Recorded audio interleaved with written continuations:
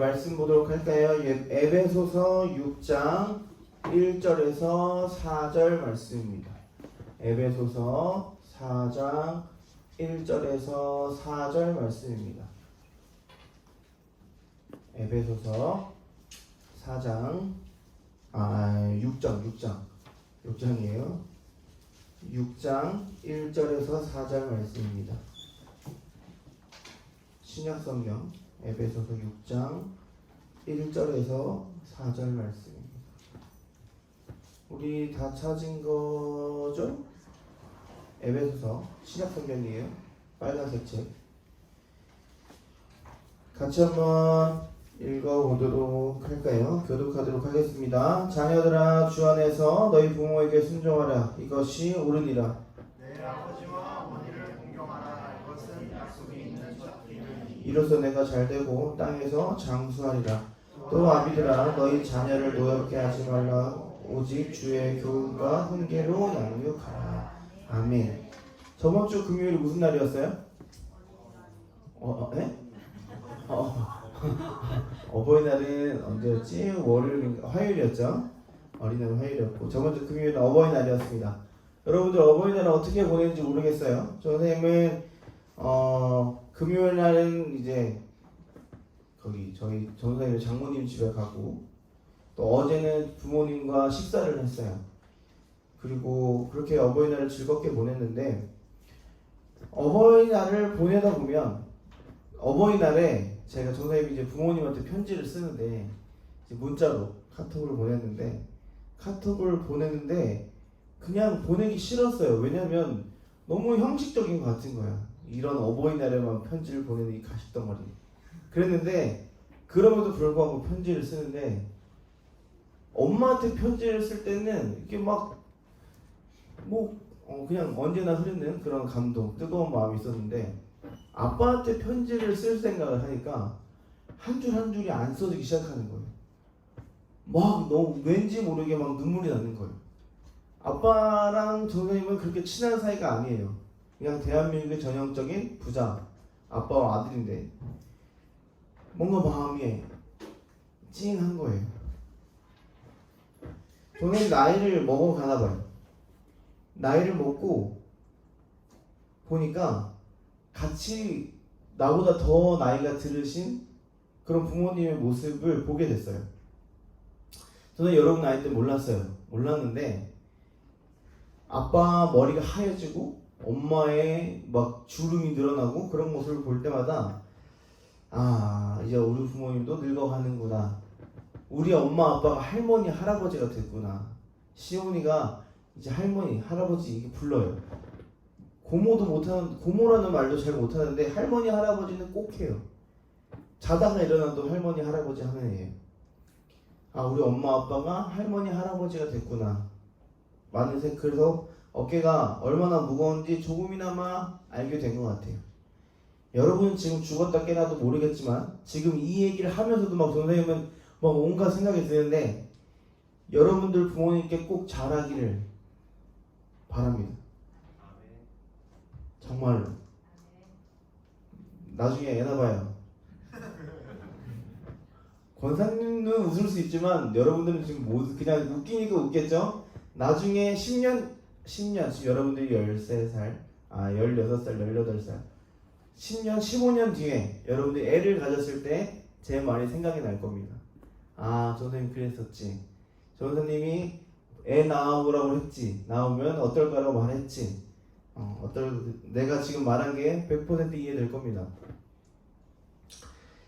오늘은 어버이 주일로 유치부부터 어른들까지 그렇게 지키고 있고, 어제는 이제 중고등부 선생님들하고 친구들하고 모여가지고 카네이션을 만들어서 오늘 꽂아드렸어요. 2부 예배도 꽂아드릴 텐데, 여러분 부모님에게 잘하는 여러분이 되기를 축복합니다. 제발요. 오늘 성경 본문, 오늘 설교 본문의 결론은 뭐냐면 하나입니다. 따라하시죠. 부모님께 순종합시다. 이것이 답이라고 오늘 성경에서 이야기를 하고 있는 거예요. 그게 오늘 제목이죠. 오늘 제목까지 한번 읽어볼까요? 시작. 부모에게 순종하라. 이것이 옳으니라. 이게 오늘 설교의 결론입니다. 그럼 이런 말을 하죠. 부모가 부모다워야 순종하죠. 근데 실제로 그런 일이 엊그저께 있었어요. 며칠 전에 뉴스 기사를 통해서 봤는데 이 애기 엄마가 술에 취한 거예요. 근데 이 애기한테 분유를 먹였어요. 애기가 분유를 먹으면 항상 트림을 시켜줘야 돼요. 애기가 소화기관이 완성되지 않았기 때문에 스스로 소화할 수 없고 스스로 그 가스를 공기를 배출할 수가 없어서 엄마가 아빠가 계속해서 애 등을 두드려주고 뭐 1시간이고 2시간이고 두드려서 그럴 일 거의 없지만 심하면 진짜 1시간 이상까지 두드리면서 트림을 시켜줘야 돼요. 안 그러면 이게 역류돼서 기도에 막혀서 죽을 수 있어요. 근데 실제로 그런 일이 일어난 거예요. 대한민국에서. 엄마가 술을 먹고 애한테 트림을 안 시키고 그냥 재운 거예요. 그래서 그 애는 죽었어요. 이렇게 약간 어떻게 보면 부모 같지 않은 부모님들도 계실 수 있지만 어쨌든 그 부모님은 실수가 인정이 되지 않는다고 해서 뭐 집행유예를 받게 됐는데 어쨌든 이거는 일부의 부모님의 얘기고 대부분의 부모님은 여러분들을 사랑하신다는 거예요. 성경 말씀이 언제나 옳지 않다고 그렇게 항변하는 친구들이 있을 수 있는데 여러분들을 부모님이 10달 동안 배에서 키우시고 그 밖에 나와서 그 난동을 피우는 우리의 지금 사춘기를 겪고 있는 질풍노도의 시기를 겪고 있는 여러분들을 사랑하고 기르시는 그것만으로도 충분히 여러분들의 사랑을 받고 있다는 증거라는 것이죠. 그런데 여러분들이 태어났을 때 저는 그렇게 생각했어요. 다른 사람들은 시온이가 딱 태어났을 때 와 진짜 초연이랑 똑같이 생겼다고 얘기했지만 아기를 처음 본 아빠의 입장으로서는 얘가 도대체 누구를 닮은 거지? 엄마를 닮은 것 같지도 않고 나를 닮은 것 같지도 않고 옆에 애기는 분명히 아빠를 닮은 것 같은데 얘는 도대체 누구를 닮았을까? 지금 저는 3살 때 사진이랑 시온이 지금 사진이랑 보면은 똑같이 생겼더라고요. 근데 태어났을 때 모습을 보면은 그렇게 내 아들 같지 뭔가 되게 이질감이 느껴졌어요. 어떡하지? 얘를 어떻게 할까? 그런 생각이 들었는데 그럼에도 불구하고 지금 그 아이를 위해서 최선을 다하고 있어요. 여러분도 여러분을 낳으신 부모님도 그러지 않았을까요? 태어났는데 이걸 그럼에도 불구하고 여러분들을 키워주신 부모님입니다. 따라합시다. 부모님 기도합시다. 우리가 부모님을 공경하는 이유에 대해서 좀 더 살펴보도록 하죠. 부모님을 왜 공경해야 될까? 첫 번째 이유입니다. 따라합시다. 당연한 것이기 때문이다. 너무 당연한 얘기죠. 부모님을 공경하는 건 당연한 일인 거예요. 왜냐하면 앞에서도 이야기했지만 부모님은 여러분들을 낳아주신 분이고 여러분들에게 지금 여러분들에게 부모님이 안녕 똑바로 하지 않으시더라도 그냥 와요. 천천히 와요. 그것은 부모님의 연약한 약점이지. 부모님들은 여러분들을 사랑하셔서 10달 동안 품으시고 지금까지 10년이 넘는 15년이 넘는 이 20년 가까이 되는 시간 동안 여러분들을 키우신 거예요. 물론 나이가 들면 여러분들이 부모님을 떠나서 또 가정을 꾸리고 또 여러분들의 삶을 살아가겠지만 그 전까지 부모님들은 여러분들을 어떻게든 끌고 가실 거예요. 어떻게든 책임지실 분이십니다. 그게 부모님이라는 거예요.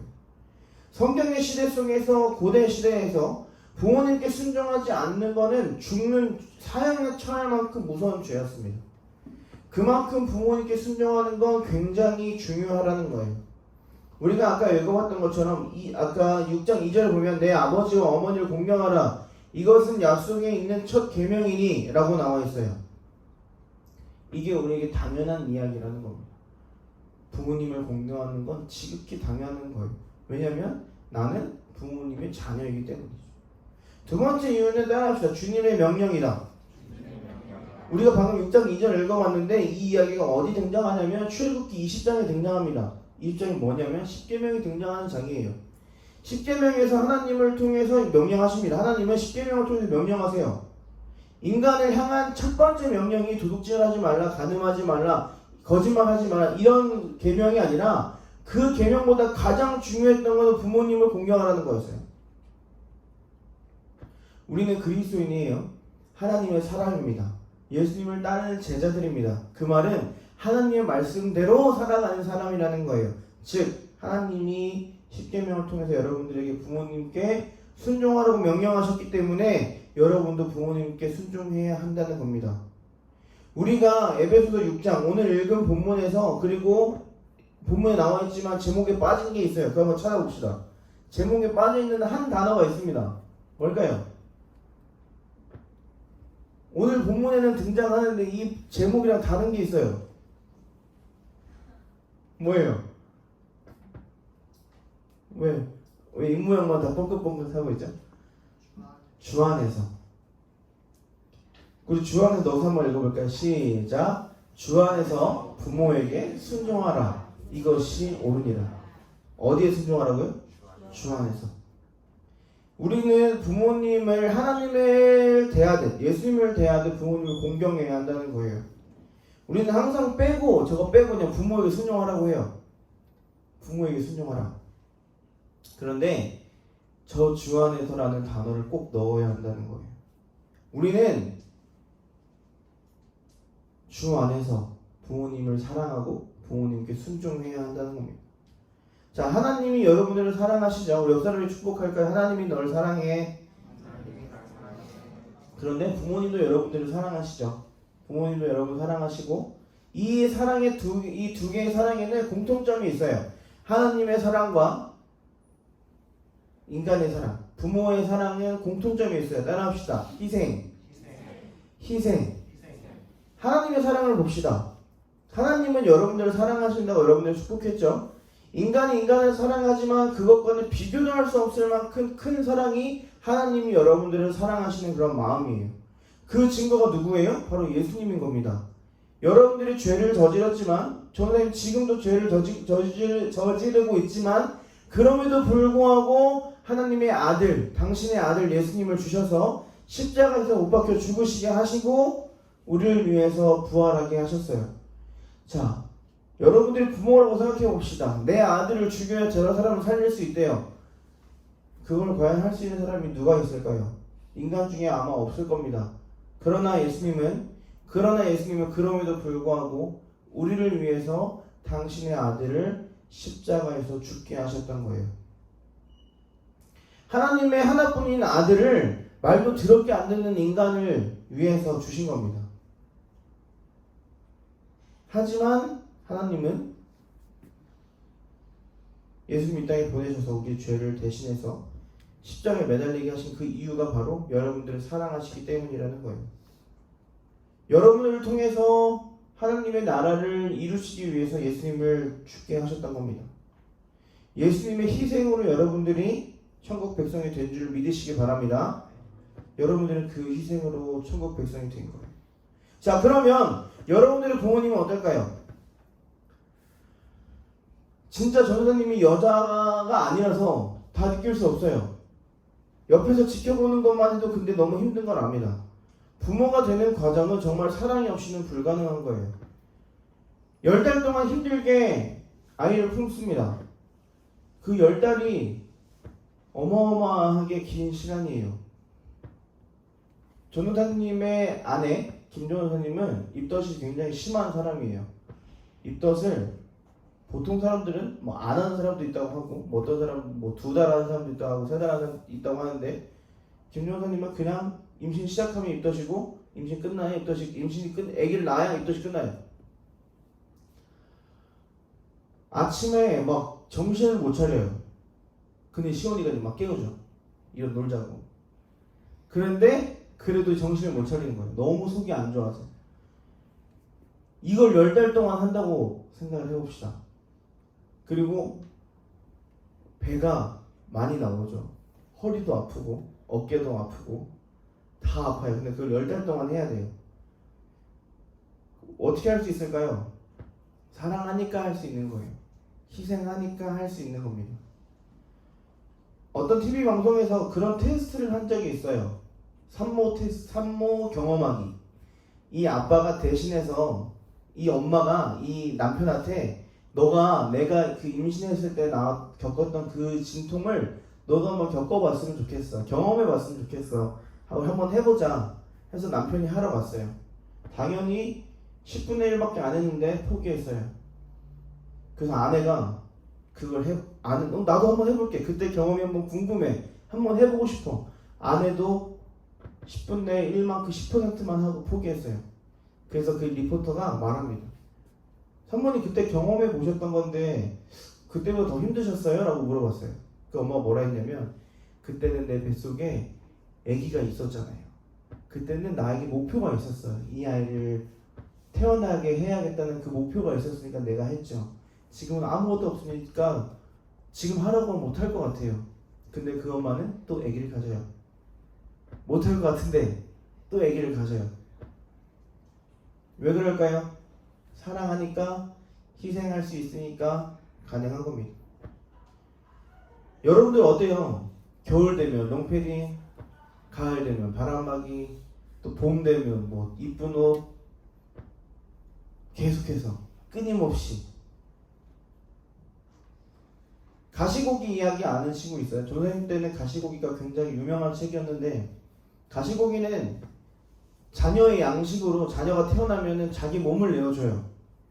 내 걸 먹게 해요. 그 새끼들이. 그럼 자녀들은 그걸 먹고 자라나고 결국 부모 가시고기는 죽어요. 이게 우리 부모님의 모습인 거예요. 그런 친구들이 있죠. 우리 부모님은 안 그래요. 우리 부모님은 자기가 더 중요해요. 우리 부모님은 나 안 챙겨줘요. 아니요. 여러분들을 지금까지 키우고 있다는 것만으로도 엄청난 희생입니다. 저는 소박한 꿈이 있었어요. 뭐 별로 막 이것 때문에 힘들어하진 않는데 한번 둘이 영화를 보러 갔으면 좋겠다. 뭐 여러분들이 보기에는 뭐 보러 가면 되지 않아요? 엄마한테 맡기고 가면 되지 않아요? 아니요. 그거조차도 힘들어요. 여러분들을 위해서 물질, 시간, 모든 것을 여러분들에게 쏟고 계시는 게 여러분들의 부모님이라는 거예요. 희생의 한자의 뜻을 보면 대신 목숨을 책임진다 뭐 그런 뜻인 줄 알았는데 원래 희생의 뜻은 제사를 지내는 그 제물을 말한대요. 우리를 대신해서 지는 그 제물을 말한대요. 어떻게 보면 목숨을 책임진다는 말보다 더 정확한 거예요. 여러분들의 부모님이 여러분들을 위해서 희생한다는 건 여러분들을 대신해서 제사를 지낸다는 거예요. 여러분들의 부모님은 여러분들을 위해서 죽는 가시고기인 거죠. 부모님의 바람은 하나예요. 여러분들이 잘 자라는 거. 그거 하나입니다. 아기를 가졌다고 하면 제일 먼저 물어보는 게 있어요. 남자가 좋아요? 여자가 좋아요? 저는 그렇게 생각해요. 정말 별로 관심이 없어요. 여자인지 남자인지. 그냥 건강하게만 태어났으면 좋겠어요. 아무 소원도 없고 그냥 그거면 좋겠어요. 그게 부모님의 마음인 것 같아요. 사랑하는 여러분, 여러분들은 부모님의 사랑 없이는 여기에 앉아있을 수가 없는 사람들입니다. 그래서 성경은 말하는 거예요. 부모님께 순종하라. 주 안에서 부모님께 순종하라고 말하고 있는 겁니다. 사진 하나만 전 선생님이 재밌는 사진 하나 가지고 왔어요. 시온이가 이제 말을 알아듣고 눈치가 생기기 시작했어요. 저 무슨 사진이냐면 엄마가 잠깐 뒤로 돌아 있을 때 책상에 놓여있던 커피를, 다행히 뜨겁지 않았던 그 커피를 마셨어요. 시온이는 다른 애기들에 비해서 컵 들고 먹을 수 있는 아이거든요. 컵을 들고 마셔요. 저 다른 친구들은 빨대컵 먹고 있을 때. 근데 얘가 가득 들어있던 커피 때문에 옷에 다 쏟았어요. 엄마는 외출 준비를 다 끝내고 이제 나가야지 했는데 옷을 다 갈아입혀야 되는 상황인 거예요. 저 밑에 있는 커피를 이제 시온이가 눈치를 보면서 저 표정 봐봐요. 지가 잘못했다는 거 아는 표정이에요. 그 다음 장 넘겨볼까요? 지가 휴지를 갖고 와서 닦기 시작합니다. 다 컸어요. 그리고 요즘에는 또 배변 훈련을 하고 있어요. 변기를 사줬는데 그래서 팬티를 벗겨놨더니 다음 사진 이렇게 똥을 강아지 똥인 것 마냥 싸고 다녀요. 그럼 어떻게 해요? 엄마는 또 치워야 돼요. 저게 그냥 일상이에요. 여러분들이 귀엽죠. 물론 보면 귀여워요. 근데 저게 한 컷이잖아요. 다른 데가 똥 또 쌌어요. 강하지만요. 더 심해지겠죠. 이제 막 서랍도 다 열어가지고 그 랩 다 해줬고 다 뒤집어 놓고 휴지 뽑는 것도 되게 좋아요. 그럼에도 불구하고 이게 끝이 아니겠죠. 여러분들처럼 사춘기가 올 거고, 여러분들처럼 고등학생이 되고, 여러분들처럼 어른이 돼가는 시기가 있을 거예요. 그때까지 이 아이가 부모의 손을 떠날 때까지 전사님과 전사님 아내는 끊임없이 이 아이를 돌볼 겁니다. 왜냐하면 그게 부모님의 사명이기 때문이에요. 그럼 여러분들의 사명은 뭐냐? 여러분들이 해야 할 건 뭐냐? 그 부모님께 순종하는 겁니다. 때로는 부모님이 말도 안 되는 제안을 하거나 말도 안 되는 걸 시킬 때가 있을 거예요. 그러나 그때 부모에게 대들지 말고 부모님께 순종하는 여러분들이 되기를 제발 축복합니다. 성경은 말합니다. 부모님께 순종하라고. 성경은 말해요. 공경하라고. 그런데 이건 어떻게 말을 하고 있냐면 권유가 아니고 권고가 아니고 제안이 아니고 명령이에요. 성경에서 아까 출애굽기 20장인 10계명에 나왔다고 했는데 10계명에 뭐뭐 하지 말라라는 원어를 봤을 때 그 원어의 뜻은 그냥 뭐뭐 하지 마세요가 아니라 너 안 하면 죽어라는 뜻이에요. 하나님이 명령하신 거예요. 너 부모에게 순종 안 하면 너 죽어. 우리가 저번 주 봤죠? 하나님은 그 명령을 지키시는 분이에요. 그만큼 하나님이 우리에게 명령하신 것, 즉 부모님에게 순종하라고 말씀하신 그것을 지키지 않았을 때 우리에게 오는 것은 죄라는 겁니다. 그래서 여러분들에게 이번 주 숙제를 줄 겁니다. 부모님과 셀카를 찍거나 부모님께 효도하는 장면을 가식적일 수 있지만 인증샷을 찍어 오세요. 찍어 오기만 하면 선생님이 선물을 주겠습니다. 부모님을 웃게 해주세요. 내가 엊그저께 했어요. 엊그저께 한 거 찍어놓은 거를 보내도 됩니다. 꼭 이번 주에 하지 않고 이전에 했던 거를 보내도 돼요. 저는 계속해서 요즘 회사에 다니고 있는데 회사에 다니고 보니까 아빠가 얼마나 힘든 사람인지 알게 됐어요. 엄마가 얼마나 힘들게 우리를 키우고 있는지 알게 됐습니다. 그분들은 하루 종일 한숨 쉬고 하루 종일 직장 상사한테 까이다가 하루 종일 집안 생각만 하면서 버텨요. 그 부모님께 손잡고 기도도 해드리고 애교도 부려보시고 안마도 해드리고 웃게 해주셨으면 좋겠어요. 부모님이 매우 기뻐하실 겁니다. 선생님이 아까 부모님한테 편지를 카톡으로 보냈다고 했는데 우리 아빠가 저희 아빠가 정말 무뚝뚝한 사람인데 몰래 엄마한테 가서 자랑해요. 원석이가 보냈다. 그리고 저희 부모님은 이제 저희 동생이 아빠한테 10만 원을 용돈으로 드렸어요. 저희 아빠는 그거를 1년 내내 양복에 들고 다니다가 결국 못 써서 엄마한테 줘버렸어요. 그게 부모님의 마음인 것 같아요. 여러분들의 부모님은 똑같을 겁니다. 그 부모님께 제발 순종하는 여러분들 되길 소망합니다. 사춘기라고 여러분들 부모님께 대들지 말고 부모님은 갱년기예요. 여러분들은 사춘기지만 부모님들은 갱년기예요. 부모님이 더 힘들어요. 그 부모님께 순종하는 여러분들이 되길 소망합니다. 우리는 가시고기처럼 살아가고 계시는 그 부모님들에게 순종해야 하고 또 순종해야 되는 거예요. 부모님께 대들지 말고 짜증내지 말고 부모님께 존경과 감사의 표시를 언제나 하는 우리 중고등부가 됐으면 좋겠습니다. 하나님을 사랑하는 것처럼 우리를 사랑하시는 하나님께 순종하는 것처럼 주 안에서 부모님께 순종하고 주 안에서 부모님을 사랑하는 우리 중고등부 친구들이 되기를 주님의 이름으로 축복합니다.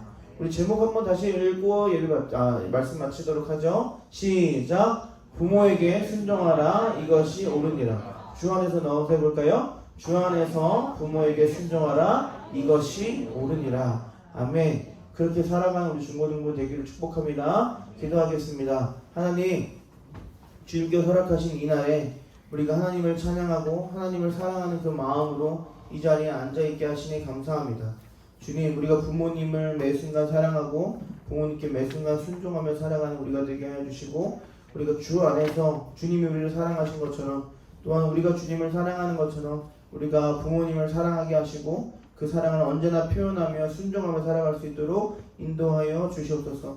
그 부모님께 우리가 언제나 감사할 줄 아는 그런 진짜 그리스도인 될 수 있도록 인도하여 주시고 언제나 우리와 함께 하실 줄 믿사오며 예수님의 이름으로 기도하옵나이다.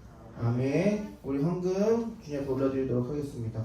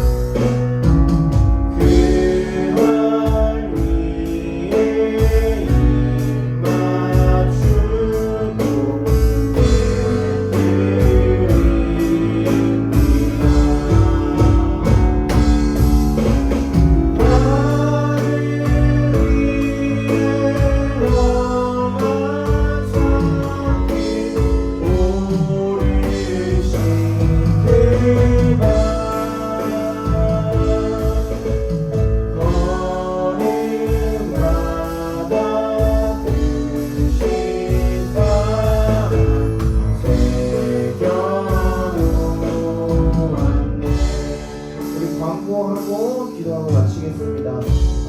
아까 얘기했던 것처럼 여러분들 부모님에게 효도하는 그 사진을 찍어서 선생님들에게 보내주면 선생님들이 추첨을 통해 참여한 친구들에게 상품을 줄 겁니다. 그래서 많은 친구들이 참여했으면 좋겠고, 예배가 끝나자마자 2층으로 내려가서 3층으로 내려가서 우리 밑에 계시는 우리 어른들에게 카네이션을 달아드렸으면 좋겠어요. 그래서 참여할 수 있는 친구는 같이 했으면 좋겠습니다. 다음 주는 스승의 주일입니다. 우리 선생님들을 위해서 우리가 같이 또 예배를 올려드릴 텐데 우리가 그날 기쁜 마음으로 또 왔으면 좋겠고, 또 코로나19가 좀 잠잠해져서 여러분들이 이제 개학 일정이 막 나오고 있는데 또 좀 그런 우려스러운 사태가 일어났죠. 여러분들도 개인 위생에 신경 쓰시고 어디 만졌을 때 바로바로 손소독하시고 얼굴 만지지 마시고 개인 위생에 철저하게 잘 관리를 하시기를 바라겠습니다. 그래서 우리가 이 자리에서 다시 다 나와서 함께 예배하는 그날을 하루빨리 오기를 소망하는 그 마음으로 또 기도하고 살아가는 우리 중고등부가 됐으면 좋겠습니다. 우리 기도하고 예배 마치도록 하고 바로 3층으로 내려가도록 하겠습니다. 하나님, 우리 가운데 선한 일을 행하시는 그 주님을 찬양합니다. 주님께서 우리에게 이 예물을 허락하셨고 또 이 예물을 드리게 하셨는데 이 예물을 드린 손길들 주님께서 허락하심에 감사하고 또한 축복하여 주시옵소서. 이 예물이 쓰이는 곳마다 하나님의 영광과 하나님의 빛과 소금의 역할을 감당하는 그 자들이 많이 늘어나게 하시고 하나님이 기뻐하시는 이 헌금이 쓰일 수 있도록 주님께서 역사하여 주시옵소서. 또한 예물을 드리지 못한 손길들, 이 예배에 참석하지 못한 손길들이 있사오니 주님께서 그들 또한 마음을 붙들어 주시고 주님 그들에게도 동일한 은혜를 허락하여 주시옵소서. 주님께서 언제나 우리와 함께 하실 줄 믿사오며 예수님의 이름으로 기도하옵나이다. 아멘. 하늘에 계신 우리 아버지여, 이름이 거룩히 여김을 받으시오며 나라 임하옵시며 뜻이 하늘에서 이룬 것 같이 땅에서도 이루어지이다. 오늘날 우리에게 일용할 양식을 주옵시고 우리가 우리에게 죄 지은 자를 사하여 준 것 같이 우리의 죄를 사하여 주옵시고 우리를 시험에 들게 하지 마옵시고 다만 악에서 구하옵소서. 대개 나라와 권세와 영광이 아버지께 영원히 있사옵나이다. 아멘.